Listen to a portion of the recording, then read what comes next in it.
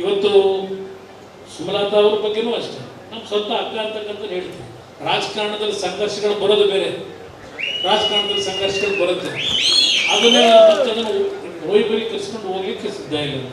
ಅದರಿಂದ ಯಾವುದೇ ಕಾರಣಕ್ಕೂ ನಾವೇನು ಮಾಡೋದು ಅಂತ ಹೇಳಿಲ್ಲ, ಭಗವಂತ ನಮಗೆ ಮಾಡಿಸಿದ್ದಾನೆ ಅಷ್ಟೇ, ಭಗವಂತ ಮಾಡಿಸಿದ್ದಾನೆ, ಅದರ ಮೇಲೆ ಹೆಚ್ಚಿಗೆ ಏನು ಹೇಳಲಿಕ್ಕೆ ಹೋಗೋದಿಲ್ಲ.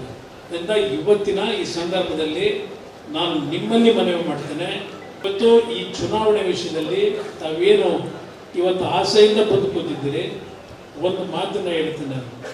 ನಿಖಿಲ್ ಕುಮಾರಸ್ವಾಮಿ ಹೇಳ್ತಾ ಇದ್ರು, ಆಮೇಲೆ ಅದ್ರ ಜೊತೆಗೆ ನಾನು ಒಂದು ಜಿ ಟಿ ದೇವೇಗೌಡರು ಒಂದು ಮಾತಾಡ್ತಾ ಇನ್ನೊಂದು ಘಟನೆ ಹೇಳಲಿಕ್ಕೆ ಹೋದರು.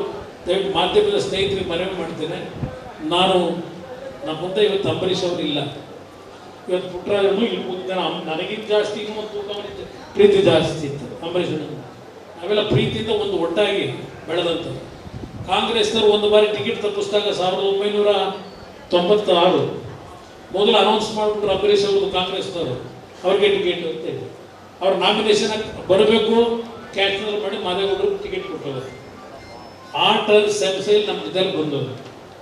ನಂತರ ಚುನಾವಣೆಯಲ್ಲಿ 98ರಲ್ಲಿ ಅವ್ರನ್ನ ಅಭ್ಯರ್ಥಿ ಮಾಡಬೇಕು ಜನತಾದಳದಿಂದ ಅಂತ ಹೇಳಿ ಒಂದು ವಿಂಗು, ಬಹುಶಃ ಜಯರಾಮಣ್ಣ ಇಲ್ಲ ಇದೆ ನಮ್ಮ ಮುಂದೆ ಇಲ್ಲ, ಇವತ್ತು ಜಯರಾಮಣ್ಣ ಅವ್ರ ಮಂತ್ರಿಗಳಿದ್ರು, ಅವರೆಲ್ಲರೂ ಅಂಬರೀಷ್ ಅವ್ರನ್ನ ಚುನಾವಣೆ ನಿಲ್ಲಿಸಬೇಕು ಅಂತ.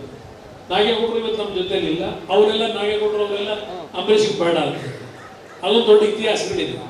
ಅವತ್ತೆಲ್ಲ ಇವರೆಲ್ಲ ಕೆಲಸ ಮಾಡಿ ಅಂಬರೀಷ್ ಅವರು ನಮ್ಮ ಪಕ್ಷದಿಂದಲೇ ಜನತಾದಳದಿಂದಲೇ ಅವತ್ತು ಪಾರ್ಲಿಮೆಂಟ್ಗೆ ಹೋದಂಥದ್ದು. ಆಮೇಲೆ ಮತ್ತೆ ಕಾಂಗ್ರೆಸ್ಗೆ ಹೋದ್ರು, ಅವೆಲ್ಲ ಬೇರೆ ಇತಿಹಾಸ. ಕಾಂಗ್ರೆಸ್ಗೆ ಹೋದ್ರು ನಮ್ಮವರ ವೈಯಕ್ತಿಕವಾದ ಸಂಬಂಧದಲ್ಲಿ ನಾವು ಪ್ರೀತಿ ವಿಶ್ವಾಸದಲ್ಲಿ ಇದ್ದಂತೆ.